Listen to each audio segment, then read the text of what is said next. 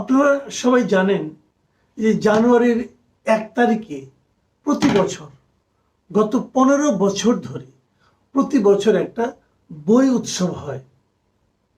বই উৎসব মানে এদিন সমস্ত ক্লাসের নবম শ্রেণী পর্যন্ত দশম শ্রেণী পর্যন্ত স্টুডেন্টরা নতুন বই পান। সরকার তাদের সবাইকে বিনামূল্যে নতুন বই উপহার দেয়।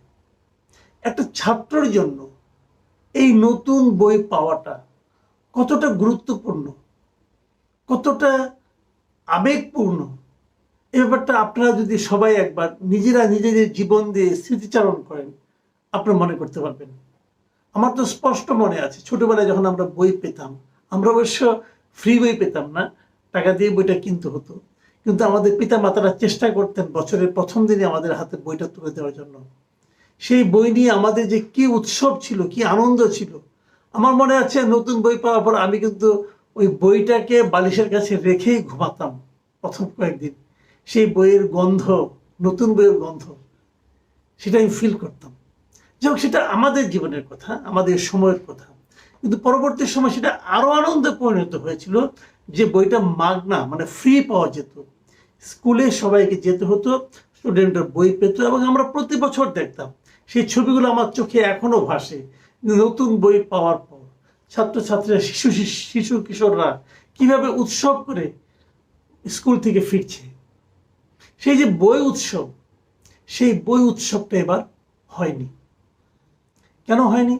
গত 15 বছরের মধ্যে এই প্রথমবার বই উৎসব হলো না। না হওয়ার কারণটা কি? না হওয়ার কারণ এই সরকার বছরের প্রথম দিনে সকল ছাত্রের হাতে সকল বই তুলে দিতে পারেনি। এটাকে কি আপনারা ব্যর্থতা বলবেন নাকি সাফল্য বলবেন? আমি তো মনে করি এই সরকারের এত বড় ব্যর্থতা আর দ্বিতীয়টা পর্যন্ত হয়নি। নতুন একটা সরকার দায়িত্বে এসেছে। কবে এসেছে? এরা দায়িত্বে এসেছে অগাস্ট মাসে। আমি তো মনে করি এই সরকার দায়িত্ব নেওয়ার পর তাদের অনেকগুলি ব্যর্থতাই ছিল। মানুষের অনেক জায়গায় মানুষের প্রত্যাশা হোঁচট খেয়েছে। কিন্তু আমার বিবেচনায় সবচেয়ে বড় ব্যর্থতা হচ্ছে এই যে নতুন ছাত্রদের হাতে বই তুলে দিতে না পারা। এটা শিক্ষা মন্ত্রণালয়ের দায়িত্বে কে আছেন? প্রফেসর ওয়াহিদুদ্দিন মাহমুদ। অত্যন্ত ভালো মানুষ, জ্ঞানী মানুষ, সৎ মানুষ, কিন্তু আমি বলবো অযোগ্য মানুষ। অন্ততপক্ষে মন্ত্রিত্ব চালানোর জন্য উনি ওনার চরমতম অযোগ্যতার পরিচয় দিয়েছেন। উনি অর্থনীতিবিদ হিসেবে ভালো, অর্থনীতি অনেক বড় বড় কাজ উনি করেছেন, অর্থনীতি ভালো বুঝেন, কিন্তু উনি শিক্ষা মন্ত্রণালয় বোঝেন না। দুর্ভাগ্যের কথা হচ্ছে উনি যেটা বোঝেন না সেটা উনি বোঝেন না। যদি সেটা উনি বুঝতেন এবং যদি ওনার মধ্যে একটুও কাণ্ডজ্ঞান থাকতো, যদি একটু আত্মসম্মান জ্ঞান থাকতো, উনি প্রফেসর ইউনূসকে বলতেন যে ভাই এই কাজটা আমার নয়, আমি এই কাজটা পারবো না, এই কাজটা আপনি অন্য কাউকে দেন, আমাকে দিয়েন না। উনি সেটা বলেননি। তার মানে উনি যেটা পারবেন না উনি এটাও বুঝেননি। উনি ওনার কাছে তো কিছুই না, আমি বই দিতে পারিনি, সমস্যাটা কি হয়েছে। কিন্তু উনি জানেন যে কত বাচ্চাদের, কত সংখ্যক, বিপুল সংখ্যক শিশু কিশোরকে উনি হতাশ করেছেন। এই হতাশার কি চরম মূল্য দিতে হবে এই জাতিকে উনি জানেন। এবং এমনকি ওনার সরকার মানুষ কিন্তু তুলনা করা শুরু করেছে। আমি এটা আগেও বলেছি বহুবার।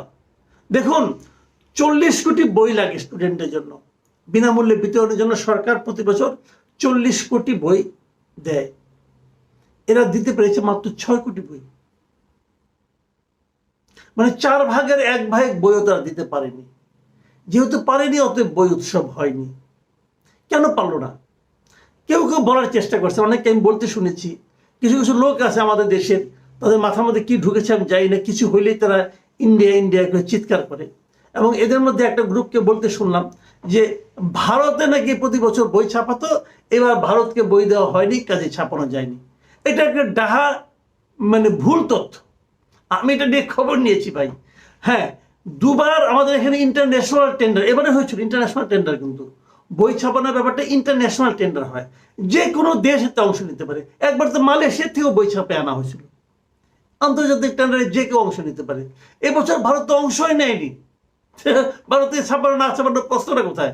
আমাদের লোকাল যে প্রেসগুলো আছে এবং আমাদের প্রেসের যে আধুনিক প্রেসগুলো এখন আছে, তারাই কিন্তু এটা ছাপানোর মতো যুক্তি, তাদের সক্ষমতা কিন্তু আছে। তো সেই সক্ষমতা আপনাকে ব্যবহার করলেন না কেন? শুনেন, আমার কাছে একটা হিসাব আছে, হিসাবটা যদি আপনাদেরকে দেই তাহলে আপনি বুঝতে পারবেন। প্রাইমারির প্রথম, দ্বিতীয়, তৃতীয় শ্রেণীর বই, এই বইটার টেন্ডার বিজ্ঞপ্তি দেওয়া হয়েছিল অনেক আগে, সেই মে মাসে, 24-এর মে মাসে। টেন্ডার ওপেন করা হয়েছিল জুন মাসের 20 তারিখে, এবং কার্যাদেশ দেওয়ার তারিখ ছিল অক্টোবর মাসের 14 তারিখে। কিন্তু সেটা চুক্তি করা হয়েছে কবে? নভেম্বরের 11 তারিখে। কেন আপনি একদিন সময় নিলেন কেন? আপনি কেন নভেম্বরের 11 তারিখে চুক্তি করলেন? নিয়মটা হচ্ছে, যেদিন আপনি চুক্তি করবেন তার 40 দিনের মধ্যে আপনাকে বই দিতে হবে।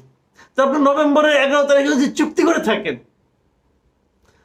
তাহলে আপনি ডিসেম্বর 21 তারিখের মধ্যে আপনি বই দিতে পারবেন। তো এই তো পারবেন আপনি। কিন্তু অন্যগুলির কি হয়েছে দেখুন। আবার এর একটা অংশ, এই প্রথম, দ্বিতীয় এবং তৃতীয় শ্রেণীর একটা অংশের বই, এই তিনটা শ্রেণী একটা অংশের বইয়ের চুক্তি করার সময় হয়েছিল আপনার, ওটা মানে আপনার কার্যাদেশই দেওয়া হয়েছিল ডিসেম্বরের 9 তারিখে, এবং চুক্তি করার সময় ছিল জানুয়ারির 6 তারিখে। মানে এখনো আসেনি, একদিন পরে আসবে। হ্যাঁ, জানুয়ারি 6 তারিখে চুক্তি করবেন। তাহলে এই বই আপনি পাবেন কবে? মার্চের কাছাকাছি যে পাবেন আপনি, মানে ফেব্রুয়ারির মানে শেষ দিয়ে যে পাবেন। আবার অন্য অনেক বই, চতুর্থ, পঞ্চম শ্রেণীর বই, সেটারও আপনার চুক্তির সময় হলো জানুয়ারি 6 তারিখে। আবার ষষ্ঠ শ্রেণীর বই, সেটা চুক্তি করার সময় ছিল ডিসেম্বরের 23 তারিখে। তো ডিসেম্বরের 23 তারিখে যদি আপনি চুক্তি করেন, তো কিভাবে আপনি জানুয়ারির মধ্যে বই পাবেন? পাবেন না তো। এই একই রকম কিন্তু অষ্টম শ্রেণীর বই, সেটারও চুক্তি করার সময় হয়েছে জানুয়ারি 6 তারিখে, এবং নবম শ্রেণীর বই, সেটারও চুক্তি করার সময় হলো জানুয়ারি 16 তারিখে। মানে আরো 10-11 দিন পরে সেগুলো চুক্তি করা হবে। দশম শ্রেণীর বইও জানুয়ারি 16 তারিখে। আমার প্রশ্ন হলো যে এতদিন আপনার সময় কেন নিলেন? আপনারা তো আপনি সময় নিতে পারেন না। আপনারা তো বলবেন যে আমরা তো এই কিছু সাবজেক্ট চেঞ্জ করেছি, কিছু এটা করেছি, সেটা করেছি। তো সেগুলো আপনার কিছু গল্প চেঞ্জ করেছি, কিছু ঢুকিয়েছি, নতুন কিছু ইতিহাসে পরিবর্তন। তাহলে ওই পার্টিকুলার বইগুলো নিয়ে ঝামেলা হতে পারতো। অন্য বইগুলো আপনারা করলেন না কেন? আসলে বোঝেনি না এরা কিভাবে কি করতে হবে। এই মন্ত্রী উনি বোঝেনি না কি কাজটা করতে হবে। এবং তারও যে বড় কথা, এখানে কিন্তু নতুন কিছু নয়, এই ধারা চলে আসছিল গত 15 বছর ধরে। গত 15 বছরের একটা চলমান ধারাকে আপনারা জাস্ট অব্যাহত রাখতে পারেন নাই। একটা কথা মাথায় মনে রাখবেন, একটা চলন্ত ট্রেন থেকে যদি চালক নেমে যায়, তারপরে কিন্তু ট্রেনটা কিন্তু কয়েক কিলোমিটার এমনভাবে চলে যে যাত্রীরা টেরই পায় না। তো এখানে সব কিছু তো আগের সিস্টেমে চলছে, তাহলে আপনি এটাকে কন্টিনিউ করতে পারলেন না। এর চেয়ে ব্যর্থতার কি, বড় ব্যর্থতার কি থাকতে পারে? কিন্তু সেই ব্যর্থতা আমাদের দেখতে হলো, এবং কার কাছ থেকে দেখতে হলো? এই ইউনূস সরকারের কাছ থেকে দেখতে হলো, যে সরকারের উপর আমরা সবচেয়ে বেশি ভরসা করেছিলাম। সবচেয়ে ভরসা করেছিলাম যে সরকারের উপর, তারা আমাদেরকে সবচেয়ে বড় আঘাতটা দিল। যে সরকার শিশুদের ইমোশনকে মূল্যায়ন করতে পারে না, সেই সরকারকে আমি সরকারই বলি না। আসলে এরা কার জন্য কি করবে? বড় বড় কথা ডক্টর ইউনূস সাহেবের কাছে যাবেন, তরুণরাই এদেশে সব দায়িত্ব নেবে। তো আপনাদের শিশুদেরকে মূল্যায়ন করতে পারলেন না, আপনারা তো শিশুদের চাহিদাটা মেটাতে পারলেন না, তারপরে কি করবেন রে ভাই? আপনারা সাধারণ মানুষের চাহিদার জন্য বাজার নিয়ন্ত্রণ করতে পারেন না, আপনারা শিশুদেরকে যথাসময়ে বই দিতে পারেন না। আপনারা কি আশা করেন আপনারা জনগণ আপনাদের ভালোবাসবে? ভালোবাসা কি একতরফা হয়? আমার খালি এই কথাটা জবাব দেন। ভালোবাসা, আপনি আমাকে কিছুই দিবেন না, আর আপনি আমার কাছ থেকে আশা করবেন আমি আপনাকে ক্রমাগত বিরতিহীনভাবে ভালোবাসা দিয়ে যাব। এটা হয় ভাই? কোন জগতে আছেন? বড় বড় কথায় চিরে ভিজবে না ভাই। আগের সরকার খারাপ ছিল, আমি আগের সরকারের সঙ্গে এই সরকার তুলনা করতে চাই না।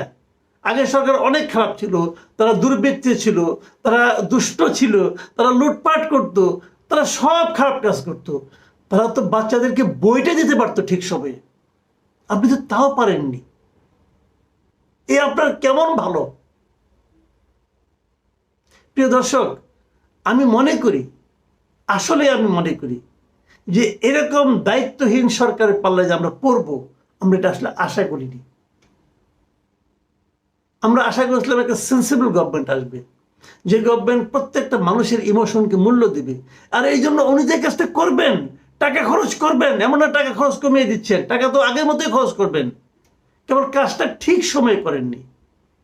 নাকি এখানেও বলবেন যে সচিবালয়ে যারা দায়িত্বপ্রাপ্ত কর্মকর্তা ছিল তারা এই সরকারকে ব্যর্থ প্রমাণ করার জন্য এই কাজটা করেছে? হতে পারে, কিন্তু আমি সেটাকে উড়িয়ে দিচ্ছি না। যদি সেটা হয়, তাদেরকে চিহ্নিত করেন, তাদের বিরুদ্ধে শাস্তির ব্যবস্থা নেন, কিন্তু আমি নিশ্চিত এদের সেই ক্ষমতাও নাই। একটা ক্ষমতাহীন অথর্ব সরকার আমাদের মাথার উপর চেপে বসে আছে।